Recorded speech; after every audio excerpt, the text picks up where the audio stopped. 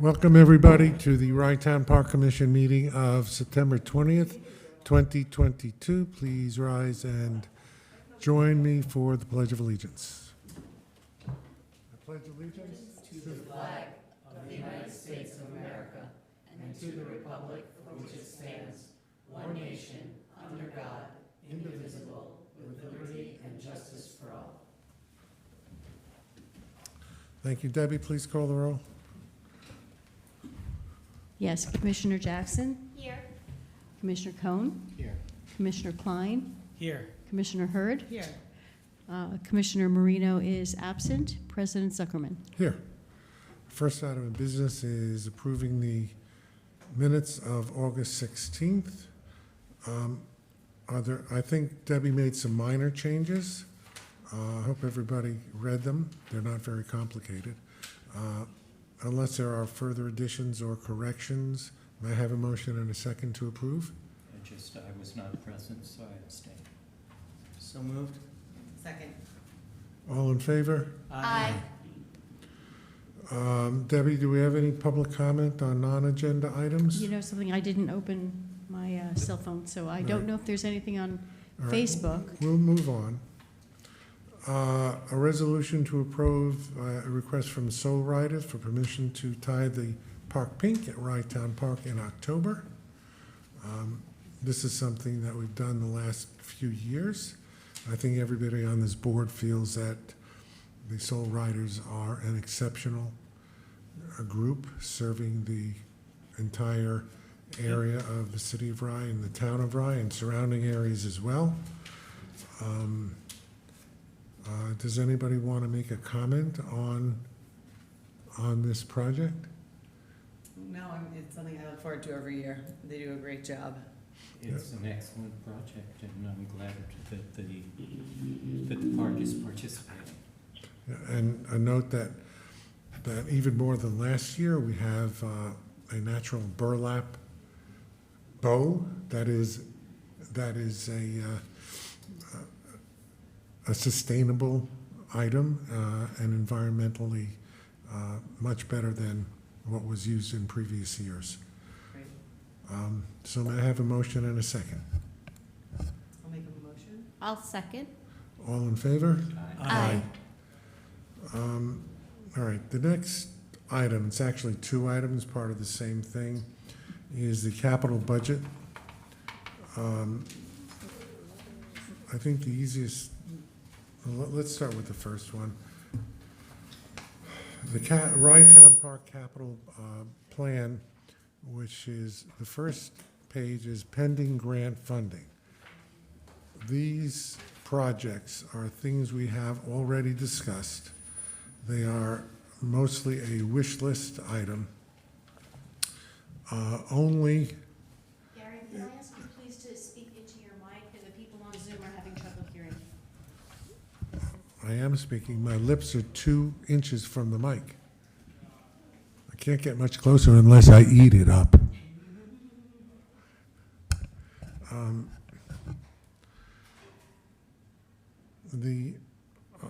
All of the items listed basically will hopefully require a zero local contribution.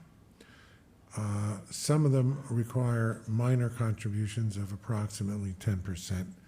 The only one that is a major issue is what we're calling the bathhouse exterior restoration, which is the shower area retaining wall and the exterior envelope, and also the beach level ADA restroom. The first two we've submitted grants through the CFA process through the Department of Parks and Historic Preservation, and the ADA restroom through the Local Waterfront Revitalization Program. The first requires a 50% match, the second only a 25% match. So those are the grants that we've requested. You can see, I'll just run the others very quickly. The pavilion, terracotta roofs, the tower building balcony pergola, replacing the tube fence on top of the seawall near the pavilion. We have storm mitigation projects such as the beach replenishment and the promenade erosion mitigation project and the pond culvert erosion mitigation project. We have for the following year projected, this is not subject yet to a grant application, it has previously, the parking lot restoration or reconstruction. Just one note, and I discussed some of this with Josh previously. Even though it's listed in 2023, these projects all have a 5-year life expectancy. When I say expectancy, we're permitted to do this over a 5-year period. So realistically, this may be a 2024 or a 2025 project, and it will be subject to the, obviously for the local match, to the capitalization budgets of both the city of Rye and the town of Rye. So before I go further, Debbie, do you want to have any comments on any of these? I don't. I'm happy to answer questions.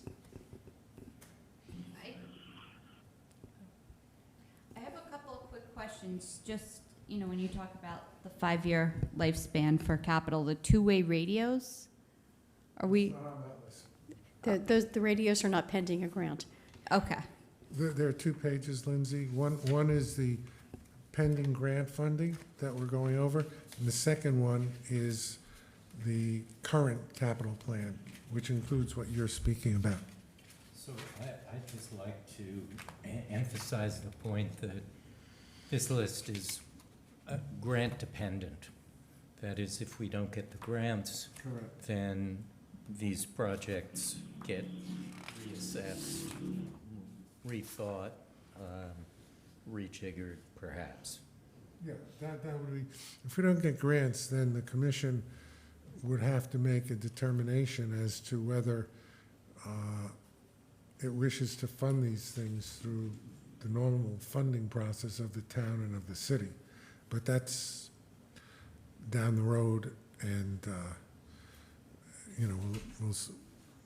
we'll see what happens. One of the items that we would have to seriously consider doing that is the retaining wall reconstruction if we don't get a grant to do that, because that's approaching an emergency, and we'll have to look at that much more seriously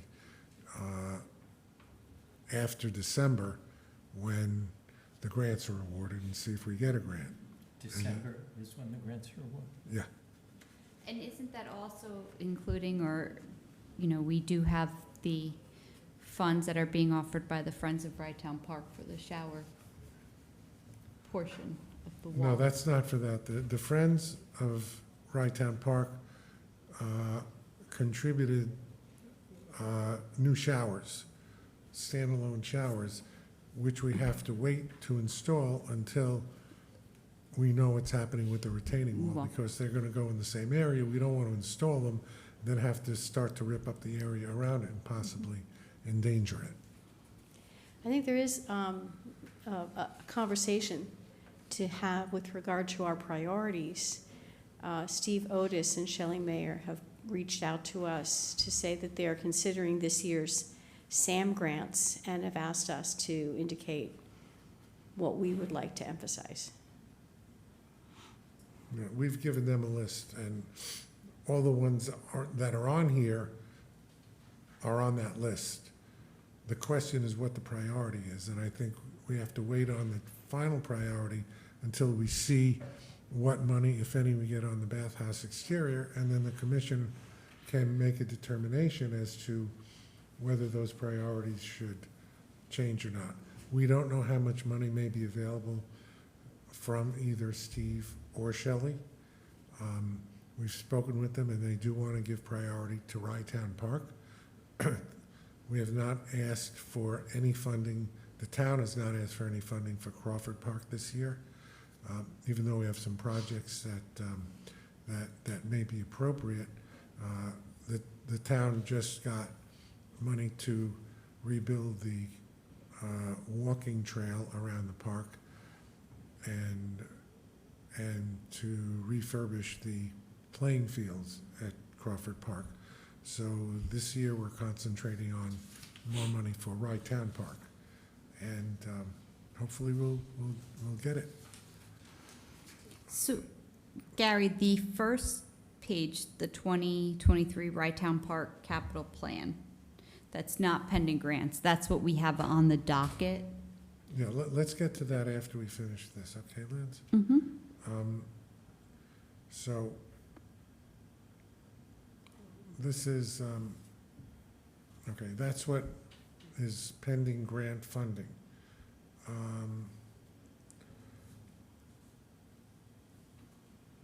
If there are no other questions, let's move to the other one.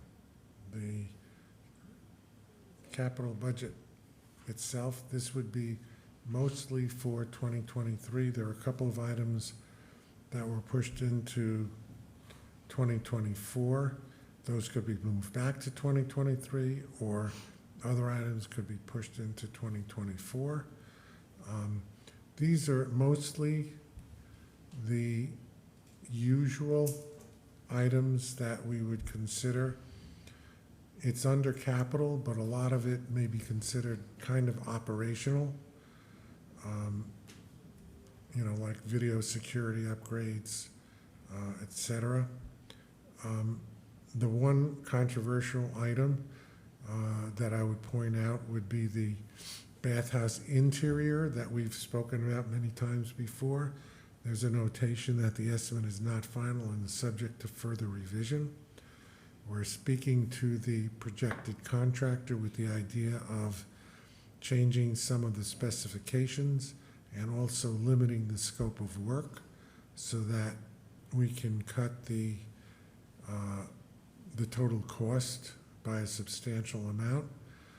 One of the reasons for the increased cost over previous estimates is that, and I've mentioned this in previous discussions, is that originally replacement of the windows was part of the exterior request, but we can't do anything in the interior at this point because the windows are in such bad condition that we need to make the entire interior watertight. So the cost for the windows may be as much as $200,000, which is got to be the first thing installed because everything else will depend on that. So once we do that, then we'll see potentially maybe we'll eliminate for the current project such things as making the permit office into that bathhouse building and just concentrate on the bathrooms themselves to refurbish those, making them, you know, moving the stalls, for example, to make them fully handicap accessible, and refurbishing the sinks and the floors and the walls. So sorry, just so I understand, that bathhouse renovation includes moving the permit office? Currently, it does. The original plan, Emily, was to move the permit office in there, reconfigure it all, put a new heating system in, you know, making that a year-round building for the staff of the permit office and the winter staff, et cetera. But, you know, that may have to wait because basically the grant money we got was the aim of it was to make the bathrooms themselves handicap accessible. Right. So that's got to be the thrust of it. But again, we can't really do the bathrooms and the walls of the bathrooms until we make the building watertight. Right. So that's got to be the thrust, and when hopefully by next month, we'll have a better idea of what the number is. And I know that it's important to the city as well as the town to know what kind of number would be expected as a local match for both entities to be able to put it in their capital plans for the future. And unlike the other list, this is a little bit time sensitive because we got these grants a few years ago, and if you'll remember, especially the CFA grant, we concentrated on the ramps and the path first. So those are already reconstructed. So we really need to make a final decision fairly early on this part of it. Okay, so what I hear you saying is that we have grants that we could apply towards this project, but they are expiring. Yeah, and the amount is, it's $100,000 from the CDBG, and the remaining consolidated funding, that's basically through Parks and Historic Preservation. The remaining number is about 82,000 and change, and that's because a lot of that was used up on the ramps and the path. Can we use that for the ADA compliant bathroom down below? No, Why not? because it wasn't granted for that. What was it granted for? The bathroom, in the bathhouse. You're talking about for the CFA to use for the tunnel bathrooms? Yeah, Yeah, that wasn't applied for. We had applied for that. I don't know, do we have a current application on the CFA for that? For The the tunnel Tunnel bathrooms. tunnel bathrooms, that we submitted to the local waterfront Right, revitalization right, program. that's, right, okay, pardon me. I said that earlier. That we've applied for the LWRP. right, I guess what I'm trying to get at, is there a way for us to take the CDBG grant money and the ECF remaining grant money and put it towards something else? No, those are locked in.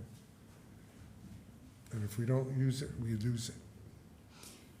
To the point you've already made, Gary, the getting the costs down and then getting between our two lists here, that is capital plan and capital plan pending grant fund, getting the phasing of projects more firmly in mind will be very important, because if I look at bottom line numbers, at least right now, I would see a 2023 contribution just for capital, not including operating costs, to the park of $400,000 or so. And given the crunch that the city is in with its own CapEx program and its desire to not desire to dredge Milton Harbor, managing that sort of fund would be very, very difficult in our budget. Josh, where are you getting 400,000? Because I'm looking at 1.4 million. The first page, city ride contribution is 296,000. Oh, but but this is just this is for the wish list. This isn't the actual. Yeah, so it's actually closer if you put these together to 500,000. Well, actually, Wish list. Yeah.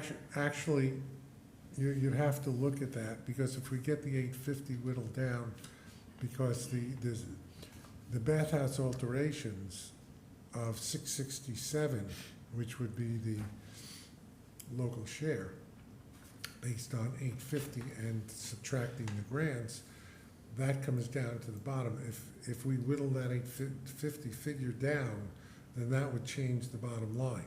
If you look at, I think you also need to look in terms of our capital needs on an individual basis, and what I'm going to do is suggest that each member of the commission look at the other items and question as to their need. All of these basically come from staff recommendations, and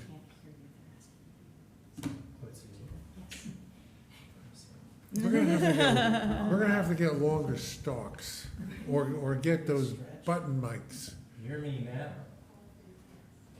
That's what I said, Josh. You gotta go like this. So Can I say, sorry. let me just finish up. You can look at some of these things are like ordinary. It's like you have parkland, seed.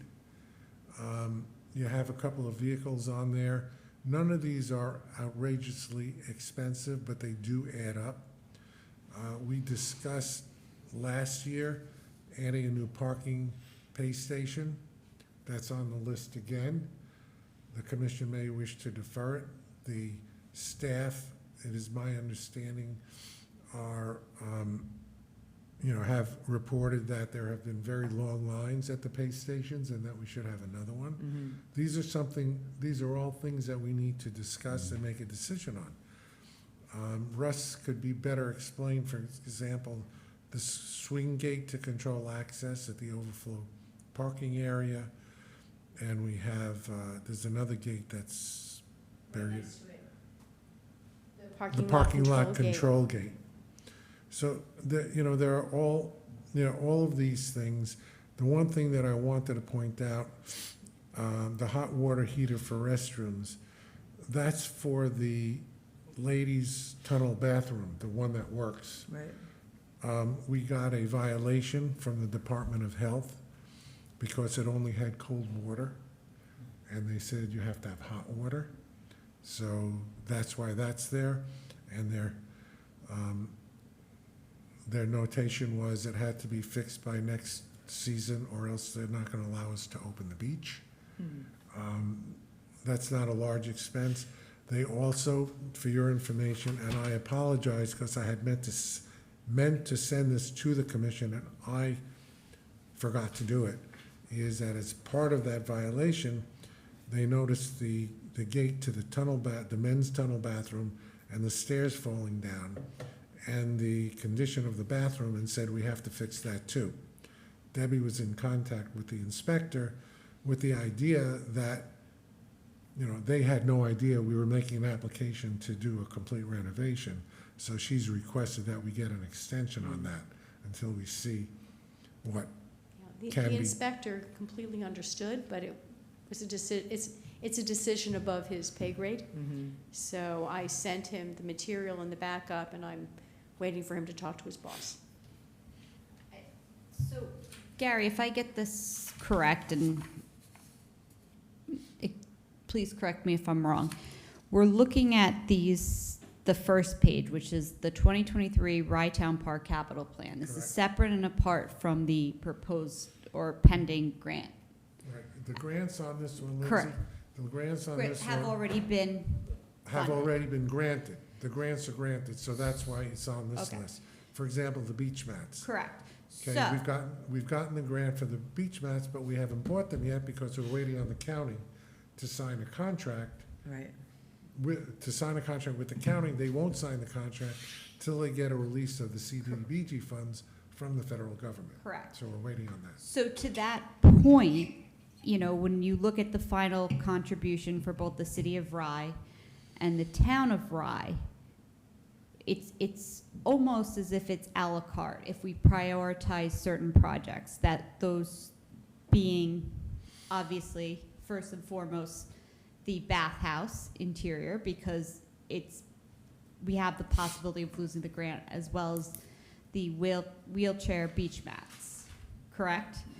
So any other projects other than, I think, separate and apart from, you obviously explained the hot water heaters that are necessary for the restroom, we could choose to take out any or all of these other items to come to a solution that's more amenable to both the city and the town. Yeah, but when you look at the three that you just mentioned, the mats, bathhouse, and the hot water heaters, we're talking about, I think, 90% of the cost right there.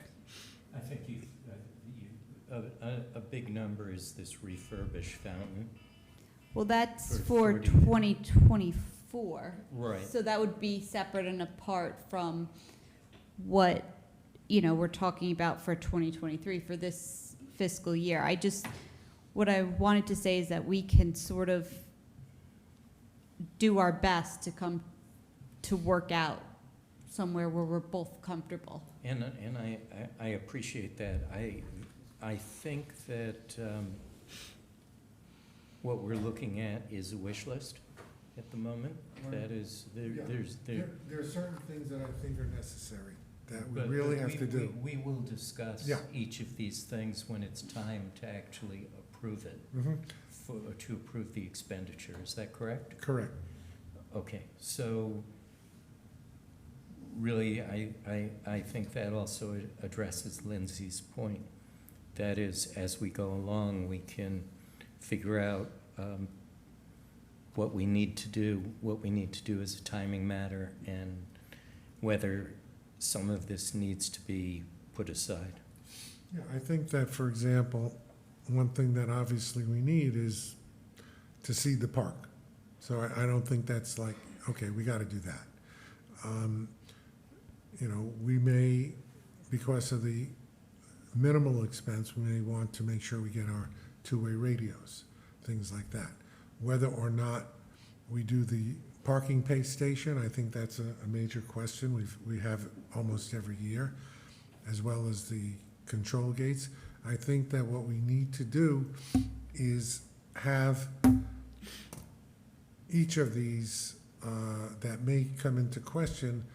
I wouldn't suggest eliminating it, but some of the ones that the commission feels are less important now, to put them into a following year, but let the staff give a rationale as to why each of these is requested. In other words, what vehicle do we need? I believe that's mostly for parking enforcement. How important is that outboard motor?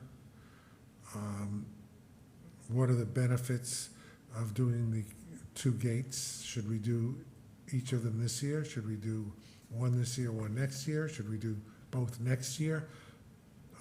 The same thing with the video security upgrades. The fountain is a question in and of itself. That's why it's pushed into that second year. And, you know, those are all subject to discussion as to, you know, what we want to do with each year. I don't think that this is a process that's any different than the city of Rye, the town of Rye, the village of Rybrook undergo every year in looking at what the capital needs are and how important they are. So, Good. Yeah, well, okay. I think I just wanted to add something really fast, and I think Jamie has something to say. I mean, I I was going think to call on you, Jamie. just, you know, as we look at this, the pending grant funding items, I mean, that's a big list. And as we know, even those projects, you know, they may not be complete in 2023. So then looking ahead to this wish list, you know, it just seems like,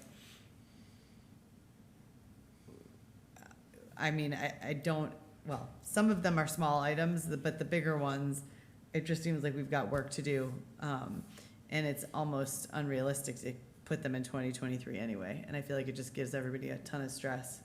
So, you know, I feel like with this wish list capital plan, it's almost better to, I mean, you know, we don't need to designate the timeline, other than, you know, more urgent, less urgent.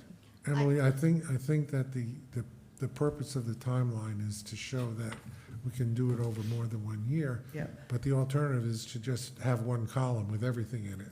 Well, actually, Emily raises something that is a good comparative point. We have something called a capital improvement plan, which is huge. But rather than booking things into years, we indicate urgency. So there's critical, high priority, and down through 3 or 4 grades. And what we're, for instance, funding at this point are only critical projects. And we're trying to fund them as best we can, as soon as we can, but we're not stuck on pigeonholing these things into particular years, which actually may not be practical from a financial perspective. Just, and to that point, and I apologize for interjecting, but I know, for example, personally, something that drives me absolutely nuts about the park is the restrooms. I think they absolutely need to be updated, and I think if we look at this capital plan individually, we have, by not going forward with the bathhouse interior project, we have the most to lose, especially as it relates to the grant funds. So it's an 82 grand that we could potentially let expire and leave on the table there. And I just did some math based on the shares of that project. So if you were to take what is estimated as a total of 667,230, once, you use the grant funding, the 182, the city's contribution, the 39.278% would come to 262. So just so we, kind of have a sense of urgency, that's one way you might want to look at it, that we would be leaving 200 grand about, or close to 200 grand on the table, and that would just be, because I know the initial estimate is large for the city, but that's one way to kind of take a look at it and say, maybe we want to do it this year because. Lindsay, I agree with you, but also that's why I asked Debbie to include this estimate. It's not final. Mhm. We're hoping to reduce that 850, which in turn would reduce the 667. Well, that's another question I had for you, because you said, the projected contractor, isn't it subject to public bid, or? What we have is a contractor that does work for the county and other municipalities, and they are, we'd basically be piggybacking on it. So we can work with them, and we think that the ultimate cost will be a lot less with them than by going to public bid and taking whatever's out there. So you can research them. I know exactly who they are. Okay. I figured. researched it when we first went through. That's why I was interested, because, yes. All right. So they, and especially they do all this work, but their real claim to fame is they do the exterior masonry and stuccoing, which we need a lot of. So when we do the retaining wall and the exterior of the bathhouse, that's really their forte to do that, as well as they do all the other work, but that's really one of their big strengths. So I wanted them actually to do the ticket booth, but it was a project that was far too small for them. So,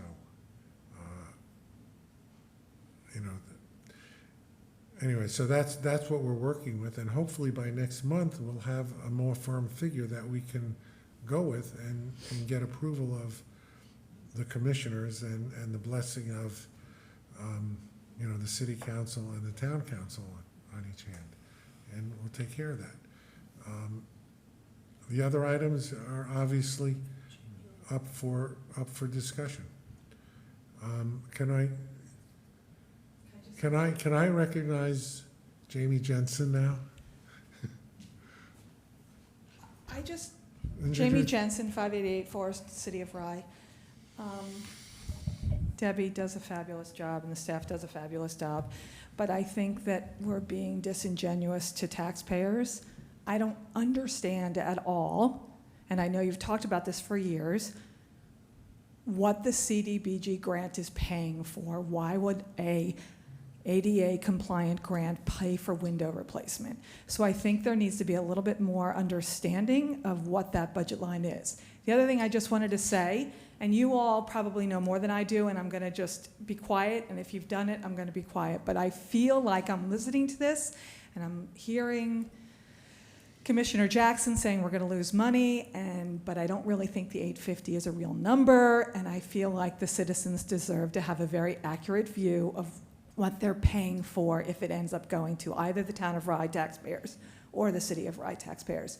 The other thing I wanted to say is there's something very different between operating capital, year-to-year operating capital, and long-term capital. And I'm insulted to see seed and the hot water heaters and the two-way radios in this budget. It should be in your operating budget discussion. You guys should debate it. Maybe you decide you don't want to seed the lawn, but it should be part of the year-to-year operating budget and should not even be on this list.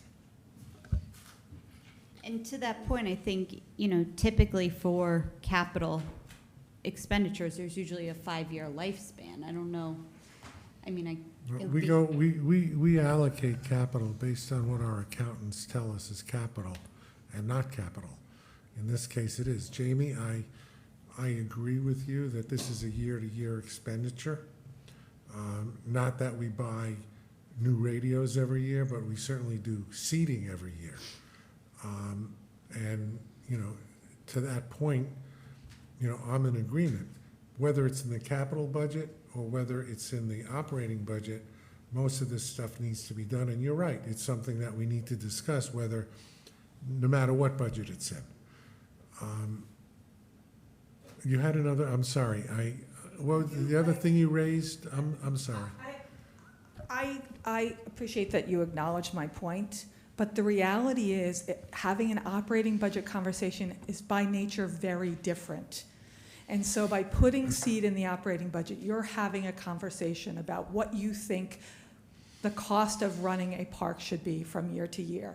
And so it's insulting to see those things that are not long-term capital expenditures not in the budget. It bothers me that we don't have a gardener for the Ryetown Park to do the weeding of the beds, et cetera, et cetera. But that's a personnel, that's a big expense, I'm not going there.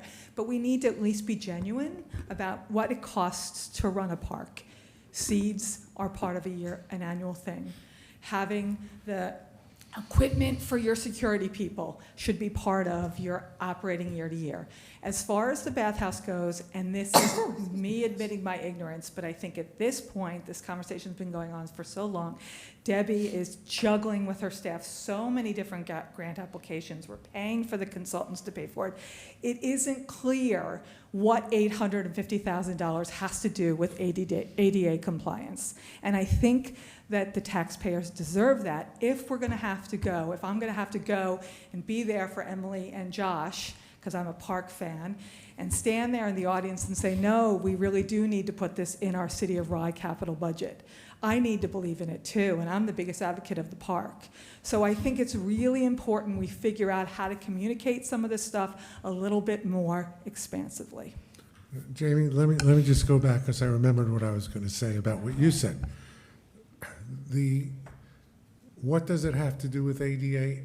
All of the things that we are mentioning as, you know, necessary for ADA was submitted in an application. There's nothing that is not in there. For example, making the permit office handicap accessible, moving it from where it is now into the bathhouse, doing the bathrooms. You can't look at every individual part of it. For example, putting new sinks in the bathroom is not technically all by itself ADA compliant, although some of the sinks may be a lower level to comply with wheelchair accessibility. But the other sinks, not necessarily. But yes, it is, because it's part of an entire project.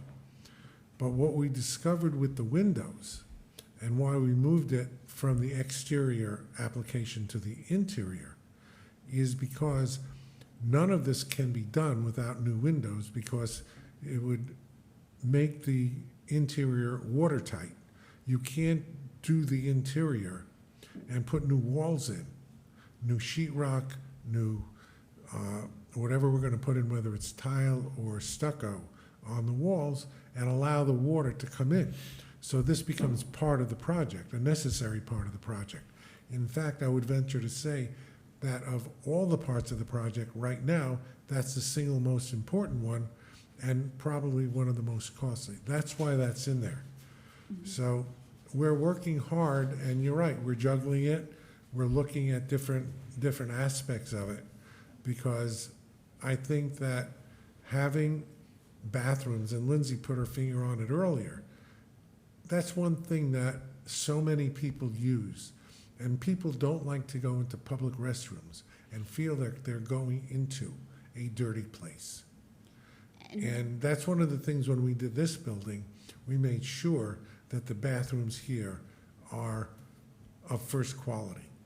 And I would hope that the end product would be the same as, you know, as what we have in other places. Now, the permit office itself, moving that over there, is it essential? It's not as essential.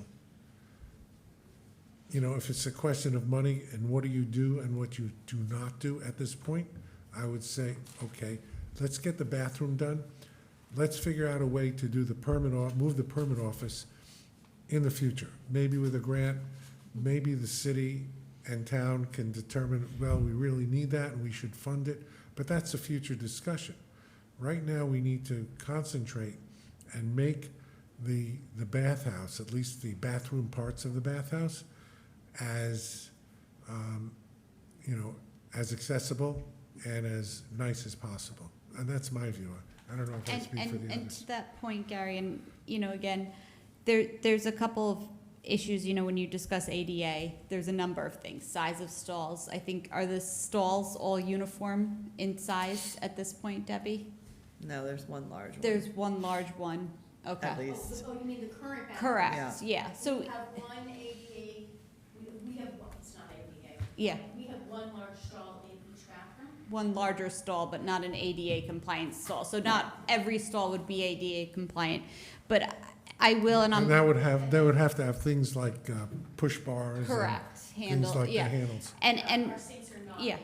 And forgive me, Mayor Cohen and Commissioner Hurd, I am, and please indulge me with this bathhouse discussion, because I remember running, God, almost 8 years ago when I first got elected, and one of the things I said was it drives me crazy to see the plumbing, without going into, more of a graphic, but the plumbing in the restroom, in the women's restroom, in that bathhouse does not function appropriately. And it drives me. You want to define appropriately? Well, No, don't. so when you flush, sometimes things come back up and resurface, and that in 2022, it just drives me crazy. And in 2015, when I first ran, it drove me crazy. I feel extremely strongly about the park, the use of the park, and making sure that our residents, our taxpayers, are comfortable going to the beach. And I know someone who is somewhat of a germaphobe myself. One of the reasons why I don't use that beach is because wherever I go, I'm constantly making sure there's a suitable restroom. I know, as crazy as that sounds, but this to me is something that, and again, I know it's a tough budget season for us too.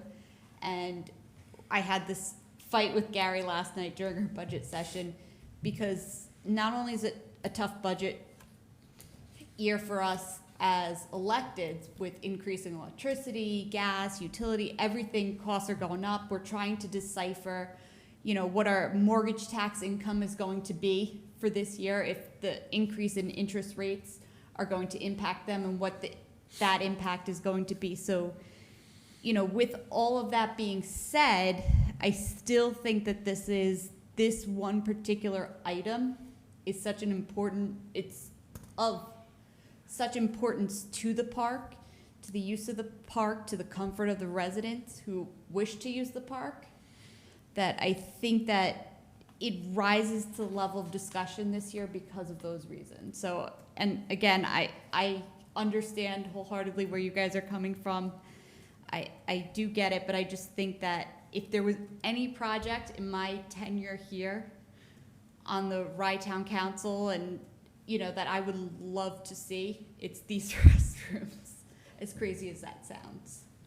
I've used the restrooms year-round for many years, and I've never had a problem with them. I think they're old, but I don't think old means unclean, and I think the staff does a nice job keeping them clean. I mean, my personal favorite bathroom in all of Rye is in the library, and it's from about 1905. And you go in it on the second floor, and you feel like you're in, a different generation, which you are. And so I have no problem with old, and I have a problem with our consumer culture that thinks everything has to be sparkling and brand new. I will say, if there's plumbing issues, that's definitely a different problem. And I will also say that I went to Playland, and they have beautiful new bathrooms that are spacious and state of the art, and they are great. So, I appreciate a new nice bathroom. what I would like to look at is page 229 of 237, the pending grant funding page. We have 1, 2, 3, 4, 5, 6, 7, 8, 9. Okay, one project is in 2024. We have 8 projects. The bathhouse exterior restoration, the cost to Ryetown Park is $383,890. Beach level ADA restroom, $62,500. The pavilion terracotta, no cost. Tower admin, no cost. Tube fence, no cost. Storm mitigation, no cost. Promenade, no cost. Pond culvert, no cost. What is going on here in this next column, in these next rows, where we say City of Rye contribution? What is this 1.473 number? From my quick look at it, I think it was just added instead of subtracted. I don't understand what's added instead of subtracted. So what's our 39.278% share of these project costs? That should be, Because I think it should be 2 minus 1 point, so that number is wrong. it should be 250 plus 62.5. Yeah, that's right. So hold on, Thank you, conservative cash. So the total net cost, it added together the total cost and the grants instead of subtracting the grants from. My apologies. No, My that's error. okay. 383,890 plus 6250 plus, that's it. So So I it's- have a sheet that for some reason It says should be. total cost to Right. Ryetown Park, 446,390. On your sheet. Yeah. Oh, interesting. So that's the correct That's what it number. should be. And That's why I was trying to understand what you were talking about before, Josh. Yeah, It's I- not the sheet in my agenda package, but it's the sheet that I printed off the agenda package on the line. Okay, so- online, which has the correct number. Which is 39% is, so that's $175,000. Is that right, Josh, I basically? have 175,333 is what's on my printout. Okay, so I just want, as we're talking about this, to understand exactly where we're at. So the city of Rye, assuming we get these projects completed in 2023, our contribution is 175, Right, and what's 450? 333. 333? Okay, thank you. Oh, no, I'm sorry, what's, I wanna understand the town of Rye, 450 minus They're 175. 271. 275, yeah. Okay, so to Lindsay's question about why the city is having an issue with paying for the bathrooms, it's because we have committed to $175,000 in projects. Well, it still has to go through our budget Budget. process. Right, but we've, Soft circle, yes. yes. Okay, so, Well, Emily, before you continue, just one addition. We're not committing to this because this is pending grant funding. If we don't get a grant for the bathhouse exterior restoration, which is 405 for the shower area, and the exterior of 362 or 363, and we don't get a grant for the beach level ADA restroom of 250, then the contribution of the city is zero. correct. I'm assuming that we're gonna get these grants. I hope that we do, and I hope we can move these Let's important hope. projects forward. But and I understand that we have grant money sitting in a pot waiting to be spent. Can you remind me what the deadline is for using those funds again? I'm not sure, it's 5 years from the time we signed the contract for the CFA. I'm not sure what the CDBG. And there's no COVID delay or extension or anything? We can always ask for an extension, Okay, but we're already getting pressure from the county saying, give us your final price. We want to, we want to issue the contract, et cetera. So, so is that the only CDBG grant that we have? no, the beach mats, The beach mats, but we have those. I mean, we're waiting for somebody to we're sign just waiting to something. sign the contract. We already have the contract for the bathhouse. If I may, the CDBG grants for the bathroom and for the ADA project, those are part of the tranche that was 2018, 2019, 2020 that tranche, that's that 3-year tranche. I may have the Yeah. years probably wrong, but it ended. That's over. The next 3-year tranche started, and that's where the bath mats, the mats are included. That those funds have not arrived from HUD yet to the Okay. county. So I'm just focusing on the bathhouse here. So we're not exactly sure, we're getting some pressure. We can accept the grants, or we can accept the mats, we can accept without doing anything at the bathhouse, correct? Correct. Okay, That's a totally separate, in other words, the CDBG is federal money doled out by the county. And we get that by belonging to the Urban County Consortium, which has a separate allocation than the state of New York Mhm. does. So Um, we get that, and and what's the match on the CDBG grant? 50%. 50%, okay. And then we've got the ECF, what's the match on that grant? 50%. 50 and 50. So, I mean, even if we were to find a project that cost $182,000, the city would, Ryetown Park would be on the hook for 90,000. Correct. In which case, then we'd split it, Yeah, 40, 60.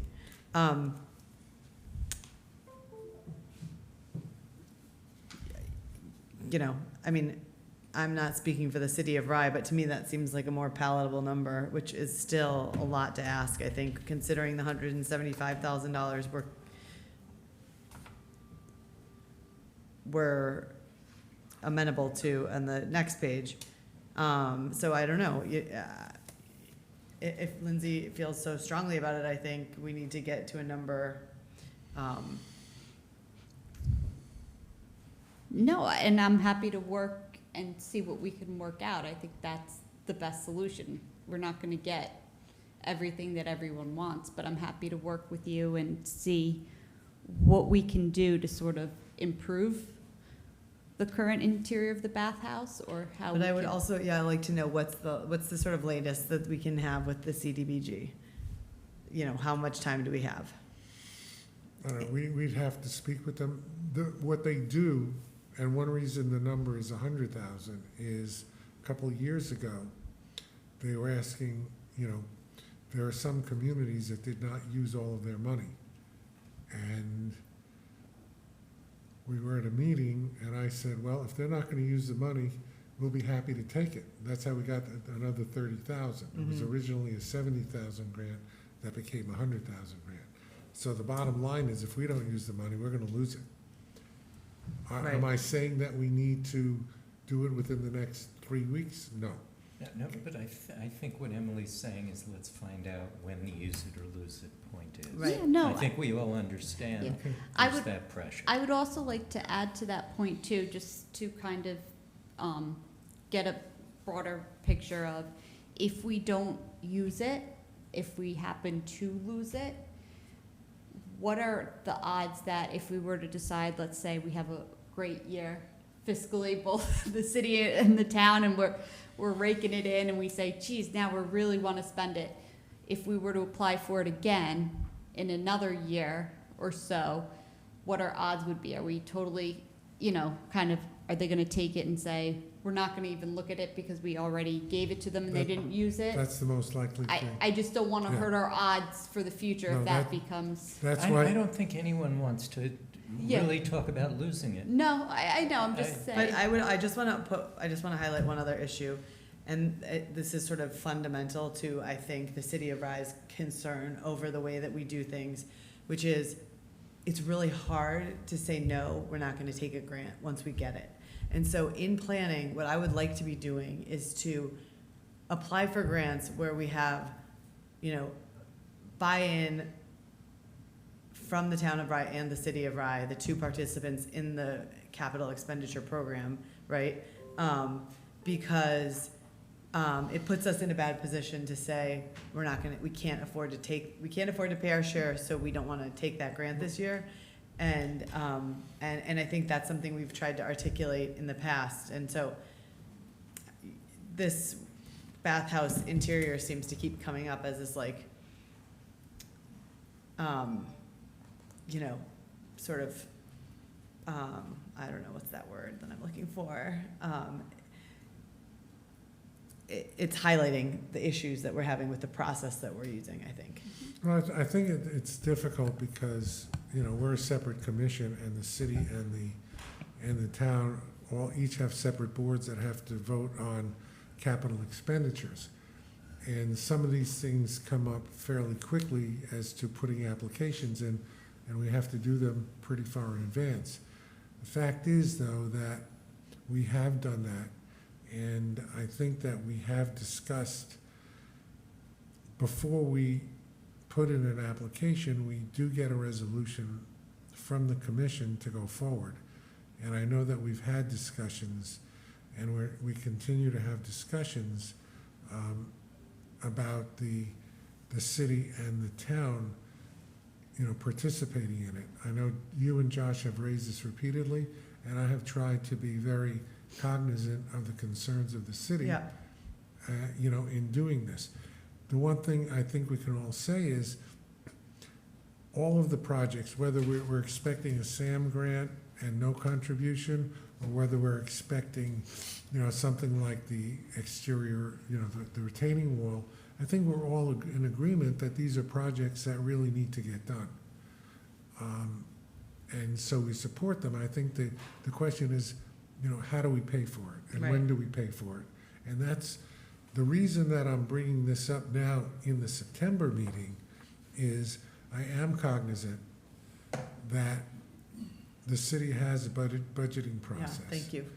And that's why I wanted to put this in writing now, so that there's, you know, no surprise as to what the numbers might be, because most of the numbers have been solid estimates, except for that bathhouse interior number.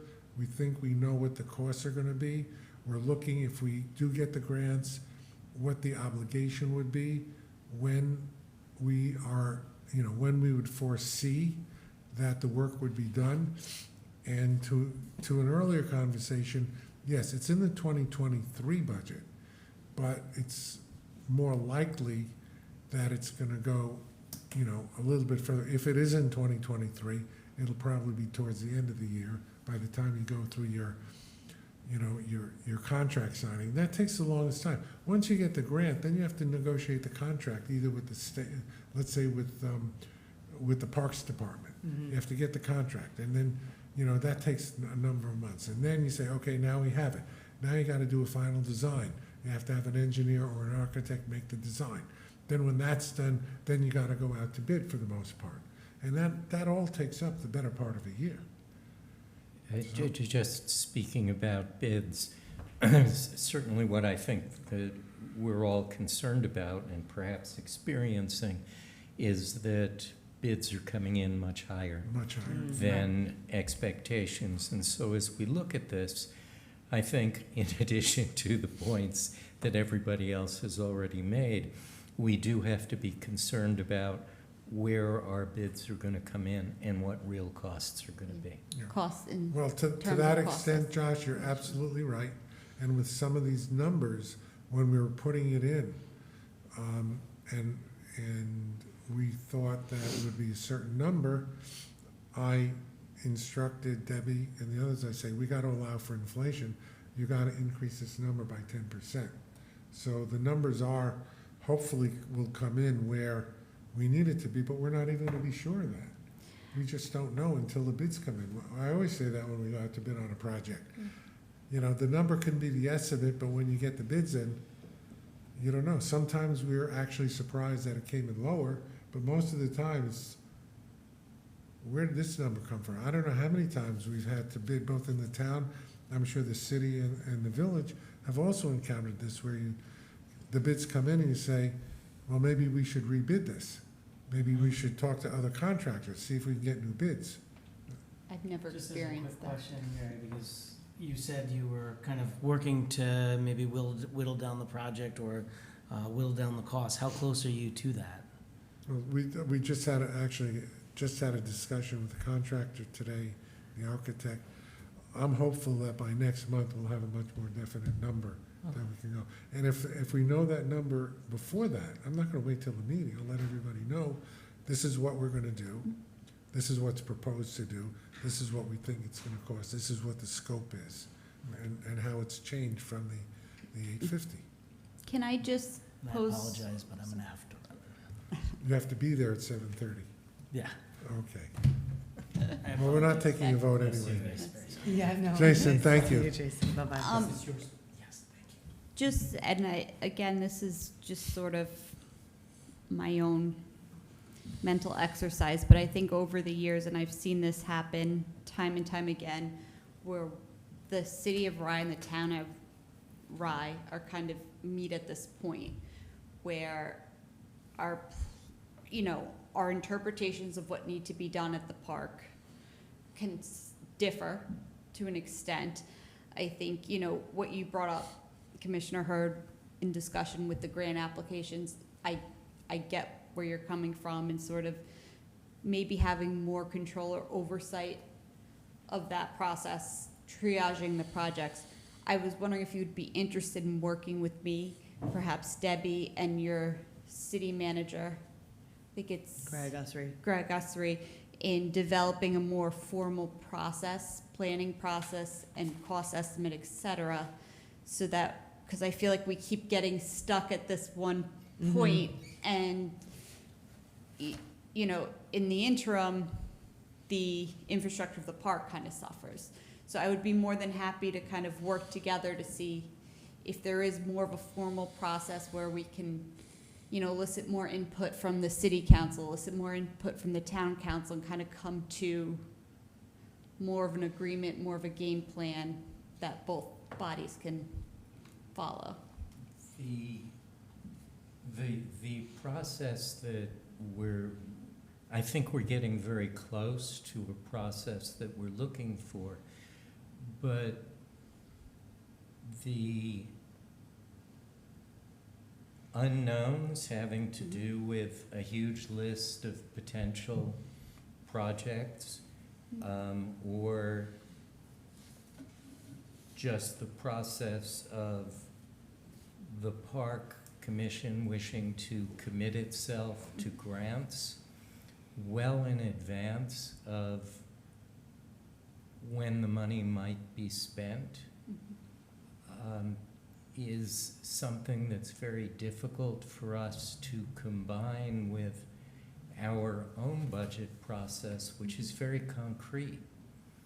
And what we have been trying to do is, where a project is brought up on a sufficiently timely basis, as was the case with bathhouse exterior, beach level ADA restroom, is get our city council to informally say, these are things that we think should be done, but we can't say at this point where they'll fit in our budget, because our budget is obviously a point of concretizing everything.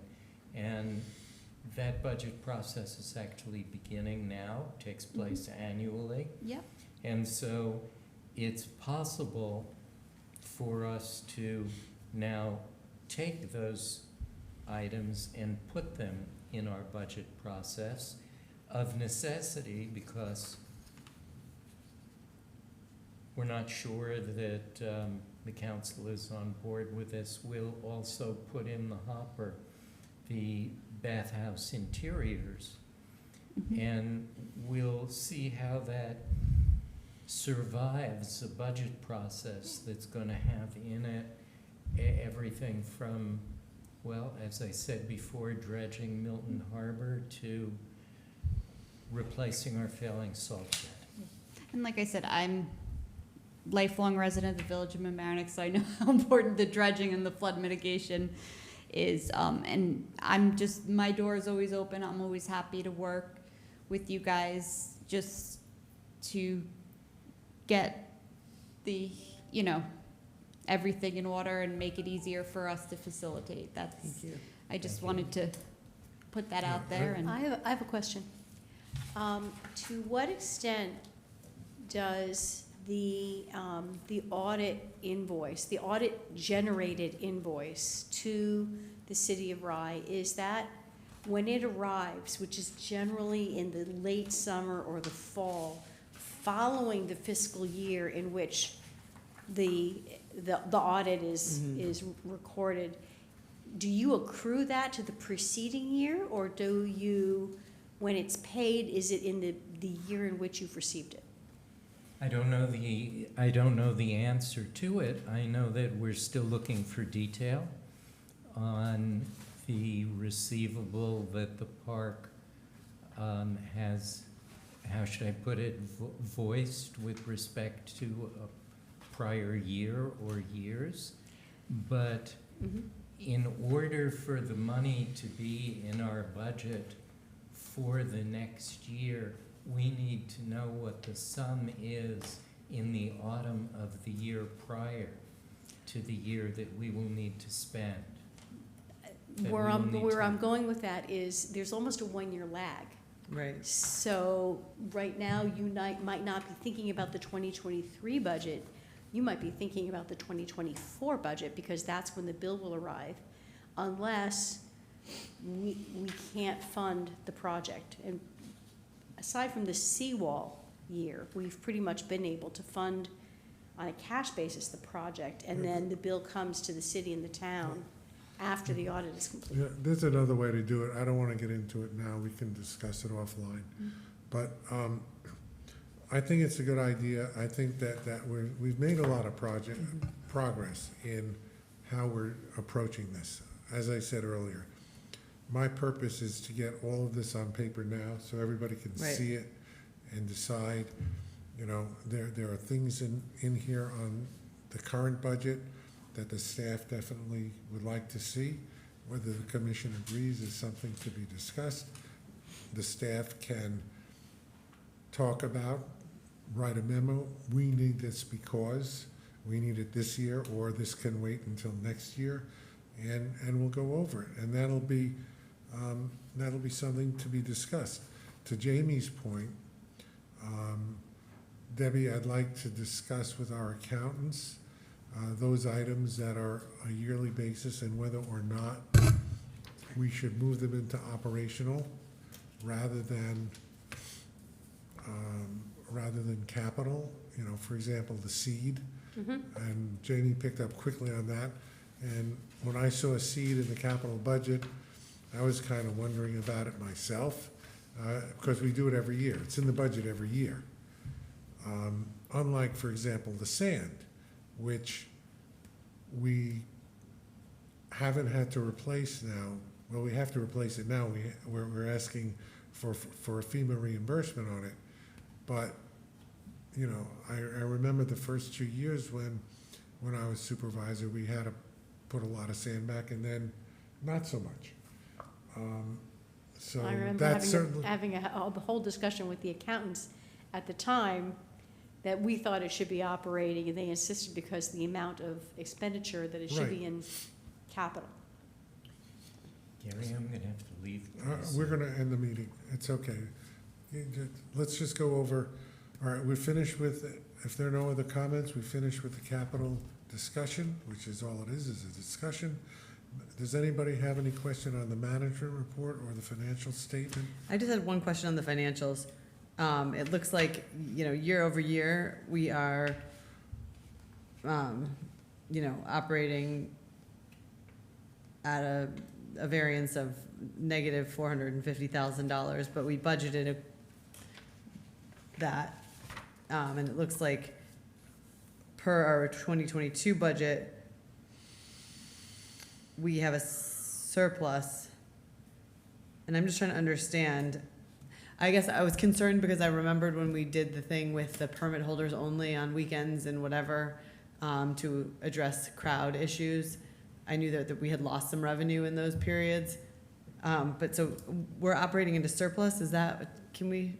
That is what the financial statement is saying, yes. Okay, We're operating a surplus So, of $237,458, if I've got my column correct. Yeah, Yeah, that's where we are in actual, as of now. As of August. That's gonna go down because we're not gonna be taking any more revenue in, and we still will have, expenses. Expenses. Okay, so that's why the pro rata is less. There will be some revenue in September, so that number will change a little bit. A little bit, okay, but so And- we're gonna have a surplus this year, probably. I hope so. Fingers crossed.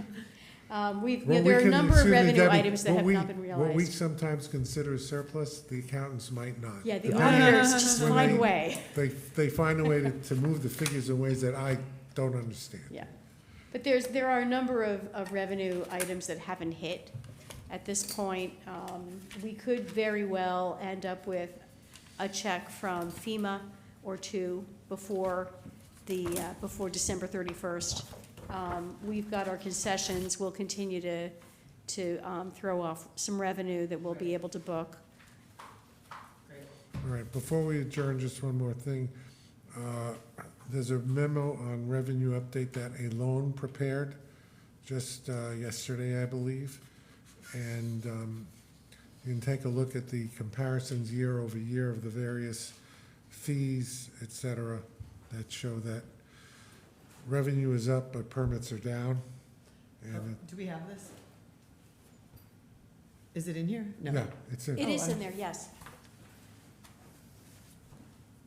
Oh, I see it, I'm sorry. Okay, I missed that. And I find it interesting that the residency breakdown of daily admission passes. 69% non-resident, 31% resident. On the daily passes. I find that very interesting. He does great work, it's always interesting to read his reports. Yep. I'll take a more careful look at that one Okay, tonight. next meeting is October 18th. May I have a motion to adjourn? I'll make that motion. I'll second. All in favor? Aye. Aye. Aye.